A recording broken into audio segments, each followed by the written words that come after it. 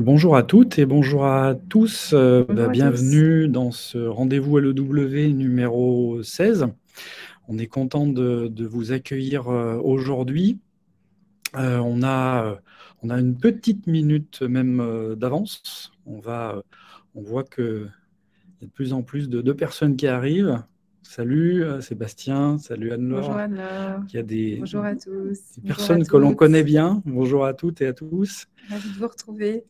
Donc, aujourd'hui, 16e édition, on va parler de social data, on va parler d'analyse réseaux sociaux et de façon assez complète, comment tirer parti de l'analyse de ces réseaux sociaux en 2022, parce que 2022, c'est C'est demain.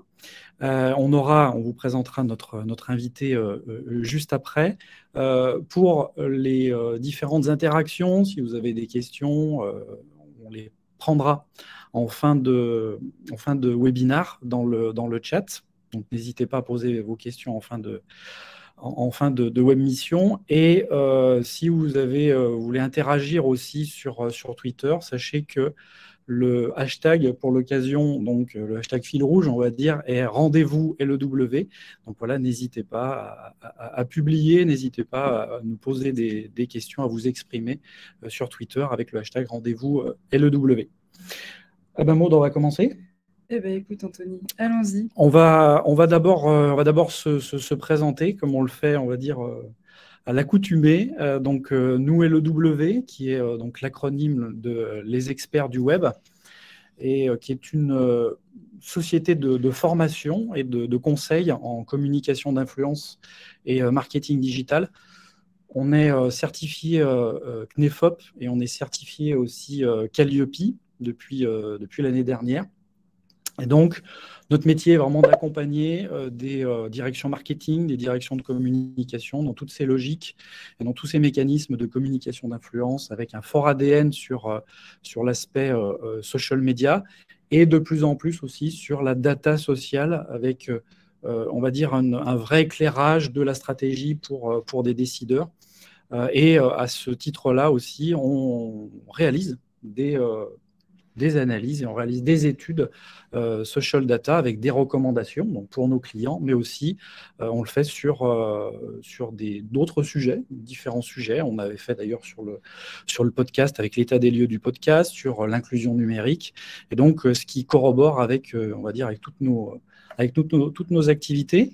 Sur la partie networking, on organise depuis de nombreuses années maintenant, depuis 2008, cela ne nous rajeunit pas, 2008-2009, des rencontres networking sur Lyon et même sur Paris.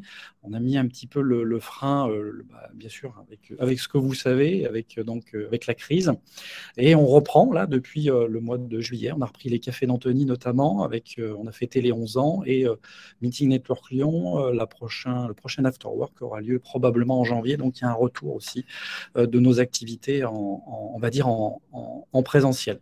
Voilà, sinon on a aussi on a un média, on a aussi un blog qu'on alimente régulièrement et on est aussi créateur de contenu pour quelques marques. Donc on voit l'envers du décor, on est aussi bien créateur de contenu, mais aussi on fait de la recommandation d'influenceurs et on gère des stratégies d'influence qui nous permettent de voir les différents pans. Donc voilà un petit peu pour nos activités et ce que l'on fait. Eh ben, c'est pas mal de choses hein, déjà. Et on fait également les rendez-vous LEW, donc forcément comme celui que nous avons aujourd'hui, qui participe également de cette logique un peu sociale qui nous anime et sur laquelle on aime effectivement partager. Alors c'est vrai que historiquement, c'était un peu dans la continuité des cafés d'Antony, les rendez-vous LEW. Donc ça fait quelques années aussi qu'on les pratique, j'ai envie de dire. Puisque au départ, c'était des rendez-vous physiques. Donc l'idée, c'était de partager du social finalement et évangéliser sur les best practices digitales et sociales en faisant, entre guillemets, du social. Avec effectivement le Covid, on est également passé sur un format digitalisé, donc qui est celui que vous connaissez avec aujourd'hui le format webinaire que nous avons. Donc effectivement, ce sont des talks dédiés sur les sujets du digital, voilà, qu'on qu'on appuie aujourd'hui depuis maintenant un peu plus de 4 ans. On avait fait le tout premier avec Scoopit du groupe Linkfluence. On a pu en faire d'autres avec SEMrush, avec Tracker sur l'influence, avec Pledzi sur l'inbound marketing. Et puis bien d'autres maintenant que nous en sommes à la 15e ou 16e édition, pardon. Et nous avons également un rendez-vous spécial chaque année qui autour des femmes d'influence, parce que c'est les sujets qui nous tiennent à cœur chez LEW, donc un peu cette vision sociale à 360 comme le partageait Anthony, avec cette volonté effectivement de valoriser un peu plus les personnalités féminines qu'on peut parfois peut-être un peu moins voir mises en avant sur la toile. Et donc initialement c'était tiré d'une infographie, on va dire, d'un top valorisant les personnalités féminines qui avaient le plus d'influence sur les réseaux sociaux et Twitter notamment. Et donc, à la suite de ça, on en a organisé un rendez-vous. Et c'est ce qui fait effectivement le rendez-vous LEW annuel sur les femmes d'influence que l'on a chaque année. Donc voilà, l'idée de ces rendez-vous, c'est toujours d'avoir un partage de perspectives, voilà, avec les participants à l'issue du talk, avec un invité dédié à chaque session, voilà, pour partager sur les problématiques qui nous animent aujourd'hui sur le volet social, et puis pour mieux dessiner un petit peu voilà, comment se comporter sur la toile aussi demain. Donc voilà pour le volet sur les rendez-vous LEW. Et donc pour cette 16e édition, on a donc invité donc Metricool, à savoir donc Sarah Martin. Bonjour Sarah. Bonjour, bonjour. Alors Sarah, on va te laisser te présenter ce que tu fais et présenter Metricool, ce qu'est Metricool. Voilà, on te laisse la parole. D'accord, merci beaucoup. Et bonjour à tous, c'est un plaisir d'être ici avec vous. Et merci à Anthony et Mo pour l'opportunité qu'ils ont donnée à Metricool d'être ici aujourd'hui dans ce webinaire. Et je suis Sarah Martin, responsable de Metricool en France. Tout d'abord, je voudrais m'excuser pour mon accent. J'apprends le français depuis un certain temps maintenant. Donc, s'il y a quelque chose que vous ne comprenez pas, n'hésitez pas à me le redemander. Alors, en ce moment, mes tâches sont donc très centrées sur la croissance des Metricool en France, gestion des partenariats, réseaux sociaux, collaboration avec des influenceurs, etc. Bien que je poursuive également certaines tâches sur les marchés espagnols, comme la stratégie YouTube et TikTok. Pour moi, c'est vraiment un plaisir de participer à ce webinaire avec les experts du web. Et quant à la vraie présentation de Metricool, Metricool est un outil d'analyse et de gestion des réseaux sociaux. Au départ, il s'agissait d'un outil d'analyse des blogs qui progressivement ajoutait des fonctionnalités. Aujourd'hui, vous pouvez gérer et mesurer votre stratégie sur presque tous les réseaux sociaux, les plateformes de publicité en ligne et même la fiche de Google My Business. Avec Metricool, vous pouvez analyser les performances sur chaque réseau social, planifier les contenus dans les calendriers, télécharger des rapports, etc. Il possède de nombreuses fonctionnalités. Et j'aime à dire que Metricool est une plateforme tout en un, car vous pouvez gérer votre stratégie sociale à partir de l'outil et cela permet d'économiser du temps. Nous sommes maintenant une équipe de 30 personnes. Actuellement, nous sommes répartis dans différentes parties du monde. La plupart de l'équipe se trouve en Espagne, Madrid, Barcelone, Alicante, Canarias, etc. Mais nous avons également des équipes en Argentine, au Guatemala, aux États-Unis et moi-même ici à Paris. Et alors, nous comptons actuellement avec plus de 800 000 utilisateurs et nous sommes présents dans plus de 120 pays dans le monde. Et à cette époque, nous avons voulu entrer directement, être plus présents sur les marchés français. Et nous avons donc traduit l'ensemble de notre outil, les réseaux sociaux, et nous avons commencé à faire des collaborations ici en France. Et voilà, ça c'est les petites présentations de moi-même et Metricool. Merci Sarah pour ta présentation, c'est parfait. On reviendra à toi juste après pour les tips et on va d'ailleurs commencer tout de suite et on va rentrer dans le vif du sujet. On va regarder un petit peu l'aspect indicateur clé qui est un peu la base. Qui est un peu la base, effectivement. Alors, les indicateurs clés de performance, autrement dit, on en entend plus souvent parler parce qu'on aime beaucoup les anglicismes. Finalement, nous, les Français, on les emploie beaucoup en marketing. Ces fameux Key Performance Indicators, les indicateurs clés de performance. J'aime à dire que c'est un peu finalement la boussole de l'organisation, ce à quoi finalement on va se fier pour avancer ou bifurquer finalement d'un point de vue stratégique, voilà, par rapport un petit peu au chemin qu'on va mener pour agrémenter voilà, sa structure et son business. De manière générale, ces indicateurs, ils donnent à tous les membres d'une organisation une image qui doit être claire, parce que l'idée, c'est de fonctionner simplement ici, sur ce qui est important et ce qui doit être fait pour atteindre les objectifs qui sont fixés. Bien entendu, le prérequis ici, ce sera de fixer des objectifs qui soient clairs pour que ces KPI aient une valeur qui soit effectivement efficiente. Sinon, c'est plus complexe à matérialiser effectivement. Ces KPI peuvent avoir lieu quant à différentes choses, puisque effectivement, on va les employer pour mesurer globalement la performance d'une organisation, mais de manière plus micro, on va l'employer par rapport à son site e-commerce et par rapport à sa stratégie donc social media.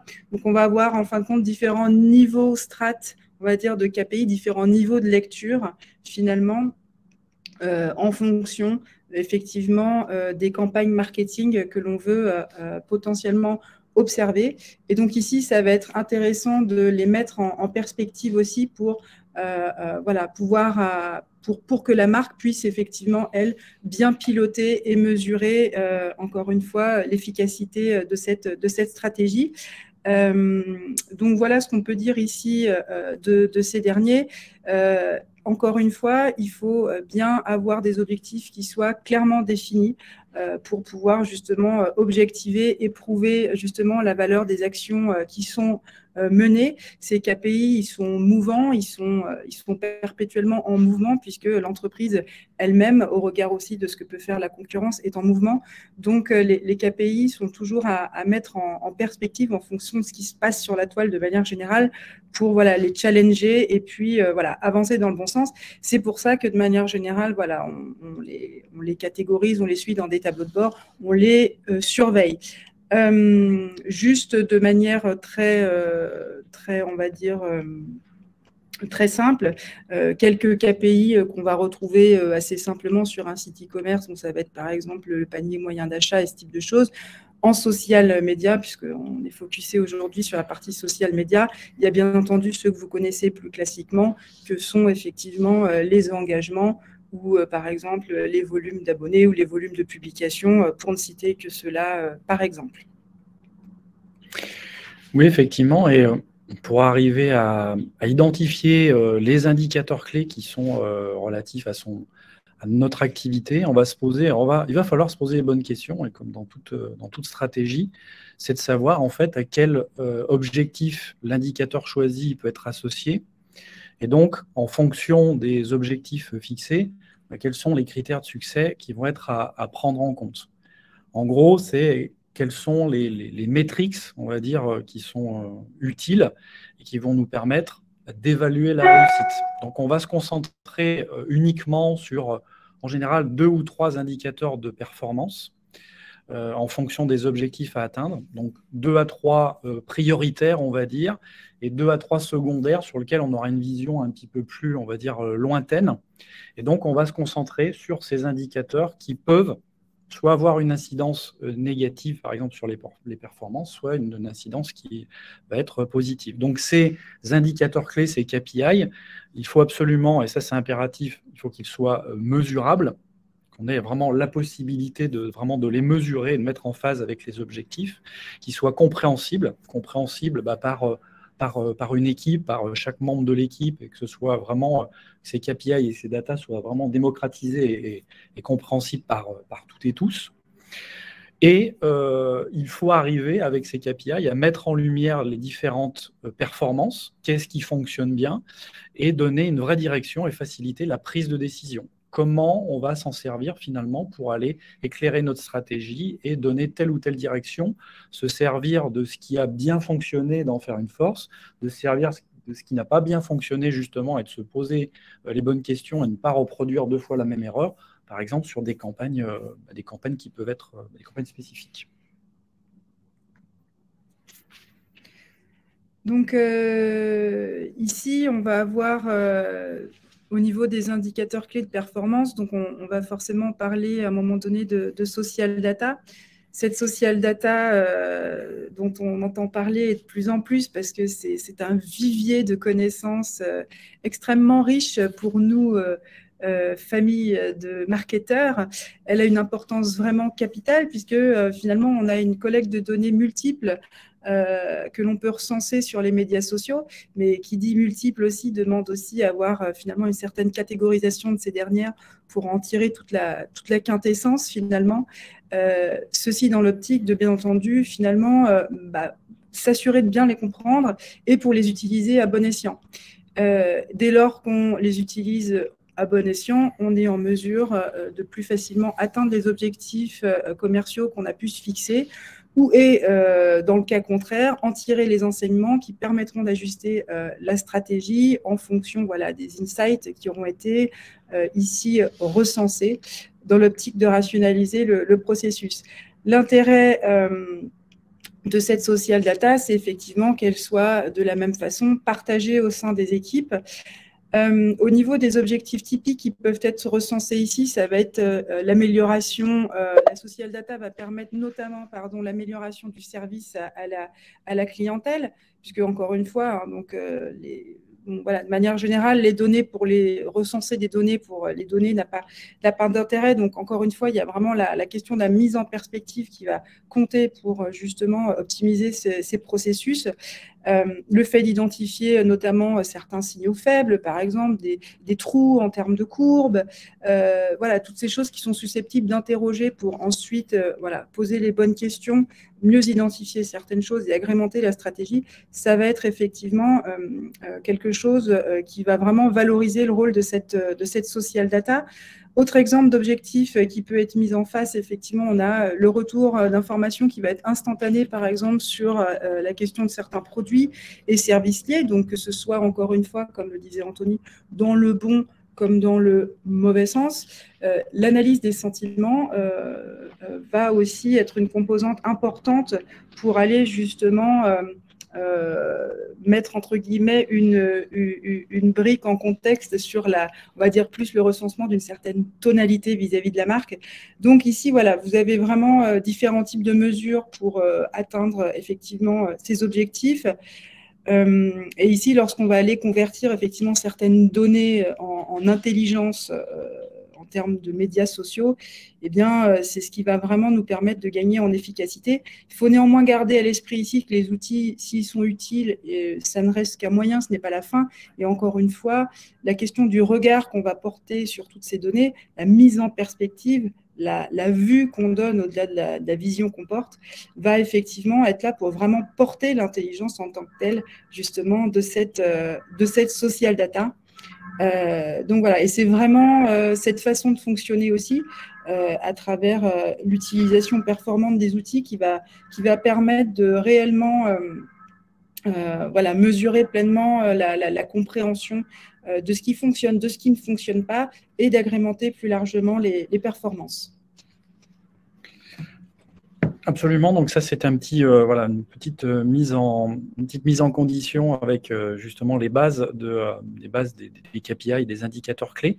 On va passer maintenant aux tips de manière, on va dire, assez concrète. Qu'est-ce qu'il faut faire?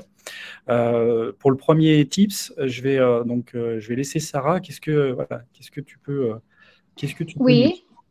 D'accord, bon, comme vous, Anthony et moi, vient de le dire, l'analyse des performances des réseaux sociaux, est très important. Alors, c'est pour ça que mon premier conseil, comme vous pouvez le voir sur l'écran maintenant, est d'analyser régulièrement la stratégie et la concurrence. L'analyse des réseaux sociaux n'est qu'un autre élément de la stratégie sociale et cela nous permet de savoir quels sont les contenus qui fonctionnent bien et ceux qui ne fonctionnent, et ceux qui ne font que perdre du temps. Nous pouvons également découvrir des données intéressantes telles que les caractéristiques démographiques de notre communauté et à partir de là, mieux cibler notre contenu. De plus, si nous les comparons par période, nous aurons plus d'informations. Avec ça, je veux dire que si nous comparons notre analyse des réseaux sociaux pendant une période de temps, nous aurons plus d'informations et ça sera mieux pour notre stratégie. Il est également utile d'analyser en détail la stratégie de nos concurrents. Et ainsi, nous pouvons apprendre comment les marchés fonctionnent, quelles sont les erreurs à éviter, la tendance, etc. Et cette information peut ensuite nous aider à développer ou à optimiser notre stratégie. Et si vous voulez, je peux dire les deuxième conseil que j'ai préparé pour aujourd'hui. D'accord. Mon deuxième conseil, c'est d'analyser les meilleurs moments pour poster sur les réseaux sociaux. C'est très important et très intéressant et de publier dans les meilleurs moments sur les réseaux sociaux, bien soit Instagram, soit Twitter, soit Facebook. Il peut y avoir des périodes optimales générales, mais ce n'est pas la même chose pour tous les comptes. Et l'idéal est d'analyser les meilleurs temps personnalisés, car chacun de nous a un public différent. Cela peut se faire par les baies de tests ou directement avec des outils externes tels que Metricool, qui vous indiquent quels sont les meilleurs moments pour publier sur les réseaux sociaux en fonction du nombre des utilisateurs connectés. C'est très important de publier dans les meilleurs moments personnalisés de chaque compte parce que comme ça, nous pouvons avoir un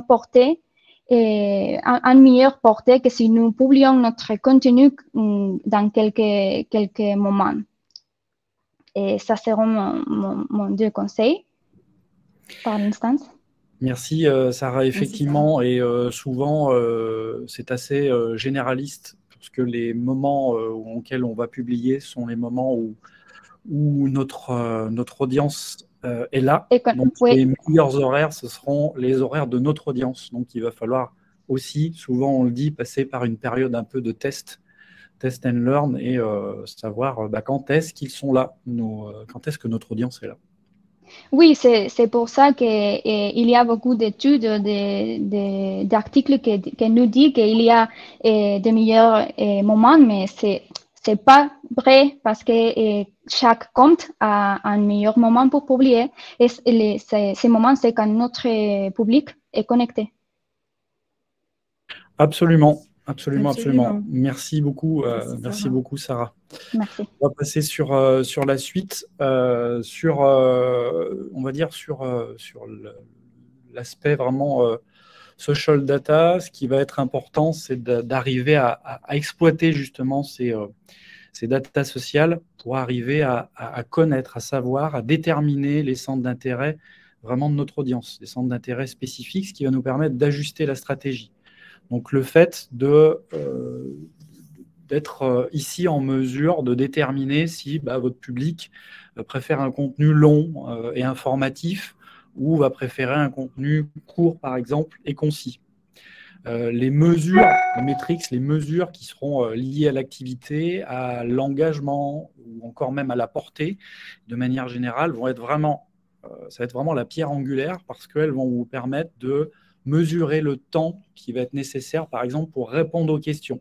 Toute la modération, ça va avoir un impact aussi sur la modération. Et de savoir aussi quels utilisateurs ont le plus de connaissances et qui vont les partager et qui les partagent en fait.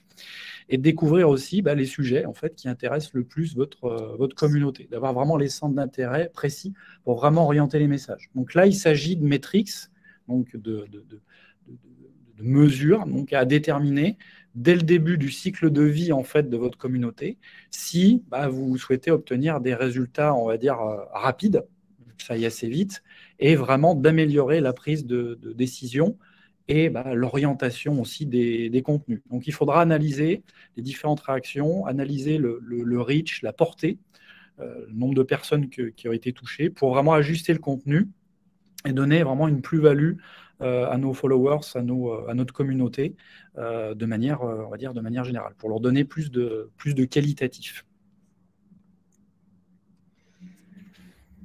Du coup, en tips numéro 4, finalement, identifier les meilleurs influenceurs avec la data sociale, ça découle un petit peu du point précédent, on va dire, c'est dans la poursuite logique de la bonne exploitation de la data sociale. Alors, on ne va pas parler d'exploitation concernant sa communauté, mais pour le coup, ici, moi, il y avait une phrase que Christine Soto avait dit un jour que j'aimais beaucoup quand elle disait que la communauté que vous créez vous porte, et c'est vraiment là où ça va être essentiel de finalement bien capitaliser sur cette dernière, parce que du coup, à partir du moment où on connaît bien effectivement sa communauté et puis les followers qui sont les plus à même de générer aussi de l'engagement, eh bien, on est plus à même de tisser des relations pérennes et d'autant plus satisfaisantes en termes d'engagement au fil du temps.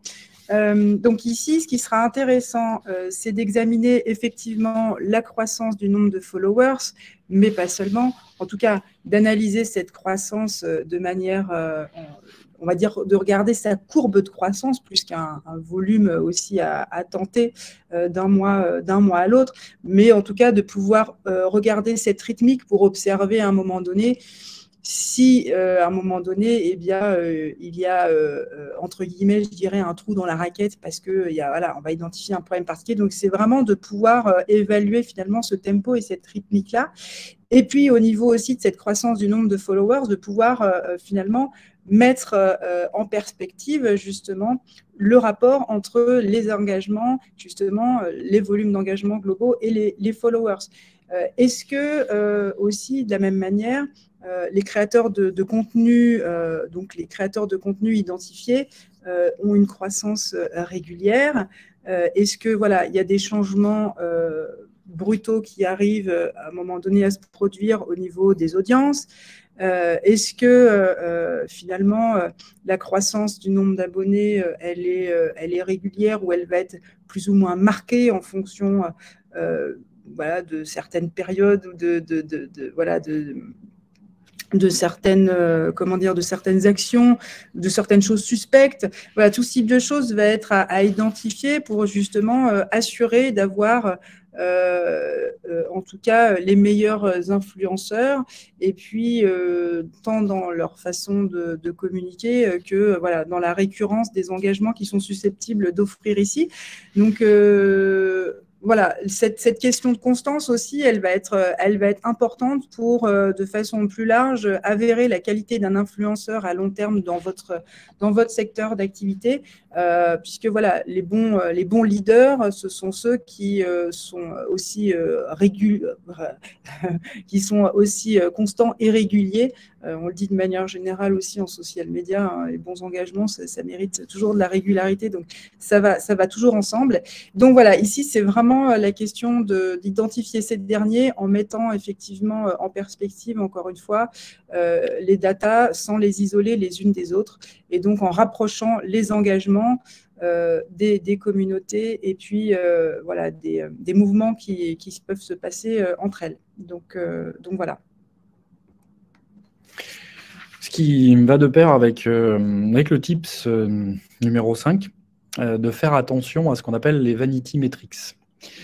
On parle de vanity metrics, quand on parle de cela, on parle d'indicateurs qui peuvent sembler, on va dire, au premier abord, très attractifs, mais qui ne vont pas permettre d'éclairer vos performances ni d'orienter votre future stratégie. On parle d'indicateurs qui sont exploités vraiment quand ils permettent de donner une impression vraiment d'amélioration. Mais avec les vanity metrics, on obtient finalement pas grand-chose et ils ne sont associés finalement à aucun facteur qui est réellement contrôlable. Donc c'est assez ambigu lorsqu'il s'agit de rendre compte d'un retour sur investissement du fameux ROI ou encore de la valeur finalement du business ou de la valeur de l'entreprise. Toutes les mesures, elles ne sont pas égales, on peut dire, en termes de valeur. Lorsqu'il s'agit, par exemple, d'examiner vos données en termes de partage social, il faut se méfier justement de ces mesures de vanité, on pourrait dire en français, qui ne vont pas vous aider finalement à décider du type de contenu à créer pour assurer un vrai succès, un succès qui soit continu. Ces mesures ne se traduisent pas par de nouveaux clients ou par un développement efficace. Donc c'est un petit peu finalement, c'est un peu un leurre. Donc il ne faut pas oublier que de manière générale, le content marketing, le marketing de contenu va viser à convertir des lecteurs en clients. Donc, ces mesures exploitables, elles vont nous donner une idée finalement de la meilleure stratégie à adopter pour notre calendrier de contenu, pour que chaque élément de contenu que l'on produit, que l'on publie, ait vraiment une chance de réussir à faire progresser le client dans l'entonnoir d'achat, dans le fameux funnel. Le fait d'avoir un nombre assez conséquent de suiveurs, de followers ou de fans, ça peut donner l'illusion qu'on a un grand nombre de personnes finalement qui s'intéressent à nous, mais c'est de savoir surtout quel est le pourcentage et le ratio de votre audience qui s'intéresse vraiment à votre marque. Et c'est ça qui va être le plus important. Combien d'entre eux vont se rendre sur votre site et vont devenir de véritables clients? Donc, ce qu'il faudra faire, c'est on peut diviser en fait le nombre de suiveurs, de followers, selon finalement leurs différentes typologies et se focaliser sur nos followers et nos suiveurs qui sont les plus fidèles, dont l'influence finalement est la plus forte et qui ont un pouvoir de recommandation, on va dire, assez important. Et donc, on va plutôt préférer au Vanity Metrics des indicateurs qui seront, par exemple, les sessions qui proviennent des réseaux sociaux, c'est-à-dire combien de sessions ont été ouvertes sur votre site grâce aux réseaux sociaux, donc par l'intermédiaire des plateformes sociales, le taux de clic, de manière générale aussi, l'engagement par publication et par follower aussi, ça va beaucoup nous aider et ce sera beaucoup plus parlant. L'analyse du sentiment, positif, négatif ou neutre, qui va nous aider à savoir comment on est perçu par notre audience. Sentiment qui devient un indicateur clé aujourd'hui un peu plus fiable qu'auparavant. La part de marché qu'on possède aussi en comparaison avec la concurrence, le savoir aussi. Et puis, quelque chose de très important aussi, ce sont les mentions et les partages aussi de vos meilleurs contributeurs. Qui sont-ils et quelles sont les différentes mentions qui sont partagées autour de votre contenu. Donc, attention à ces métriques qui peuvent finalement rendre attractifs finalement les différents résultats, mais qui finalement ne sont pas exploitables et qui ne donneront pas une vraie impression et qui ne seront pas contrôlables et qu'on ne pourra pas finalement mettre en valeur et qui ne feront pas avancer finalement les choses.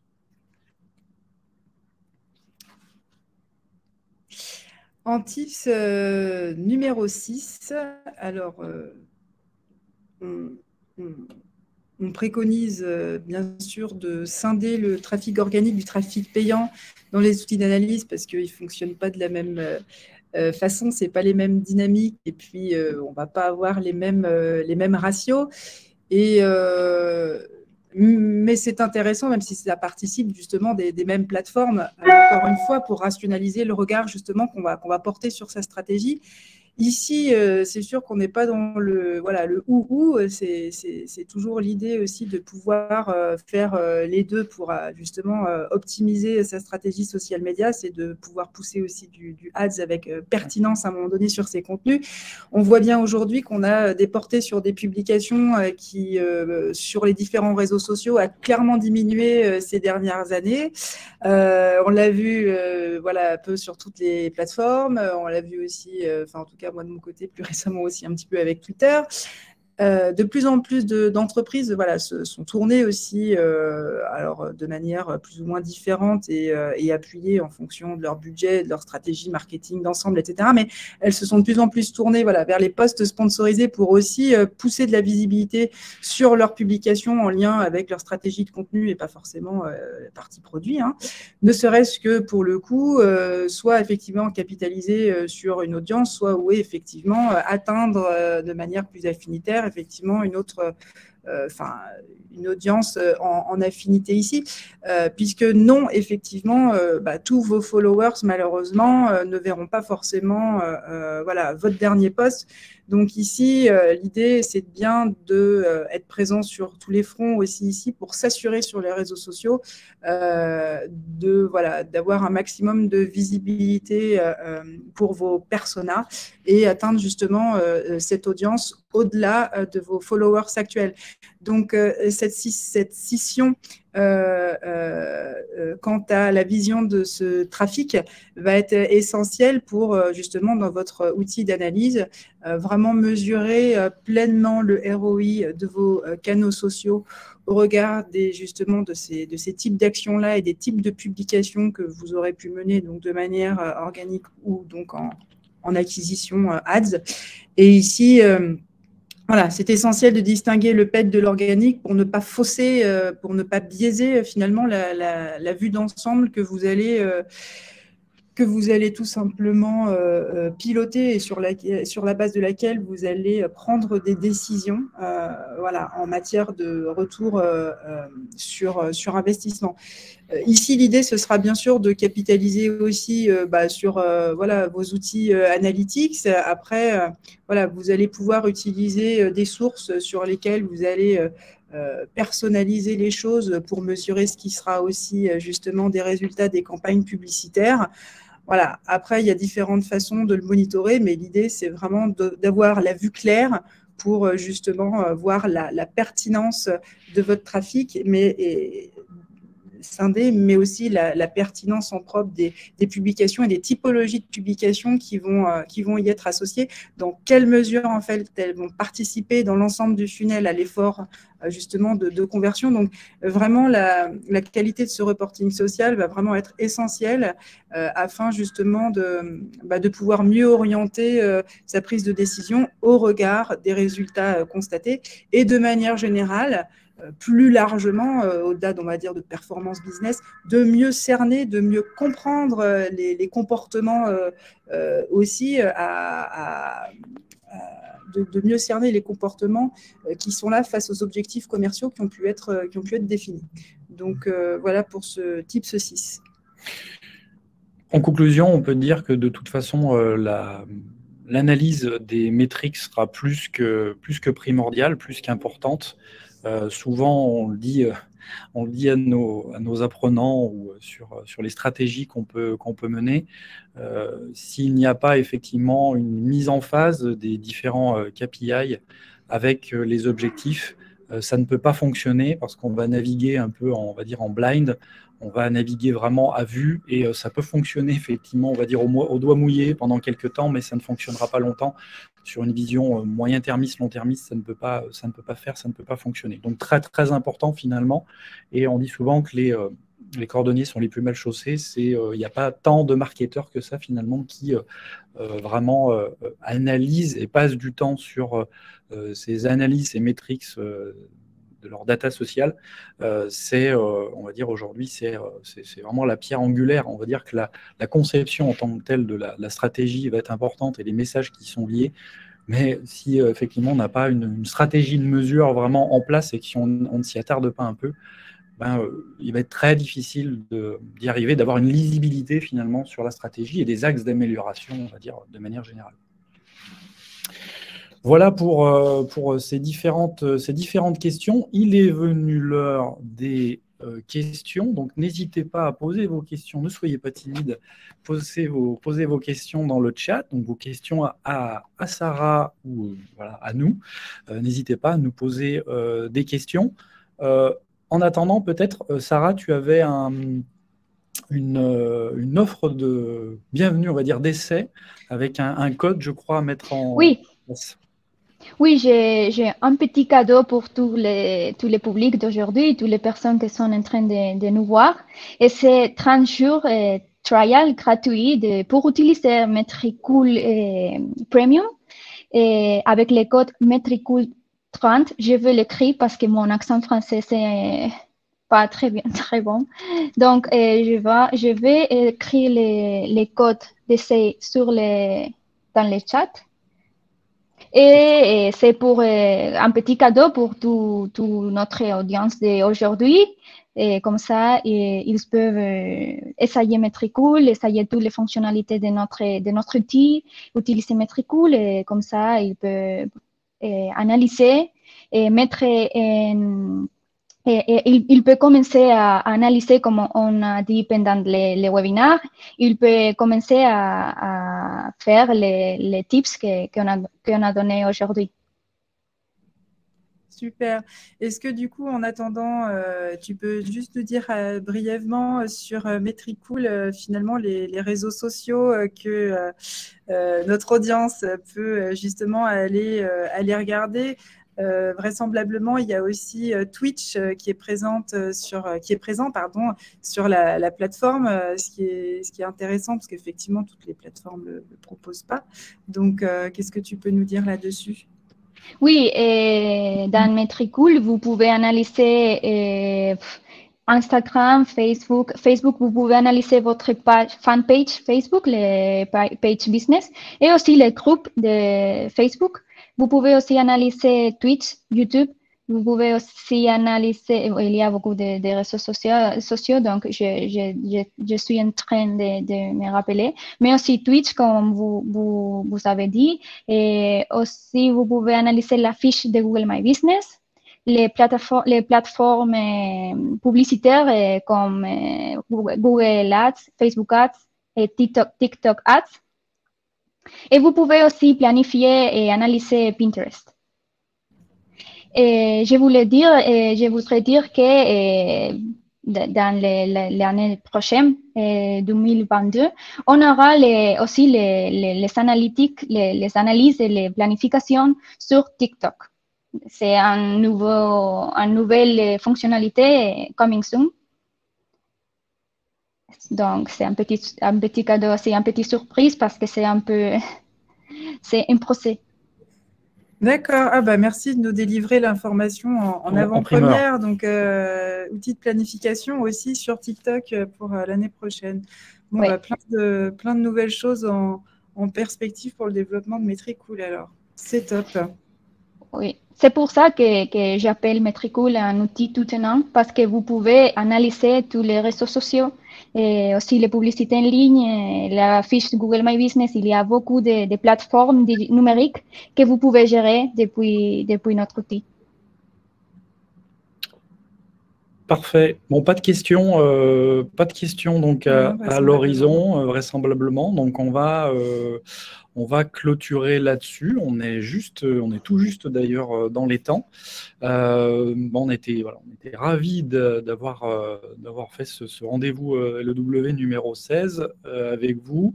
Merci beaucoup, Sarah. Merci, Sarah. Merci à vous beaucoup.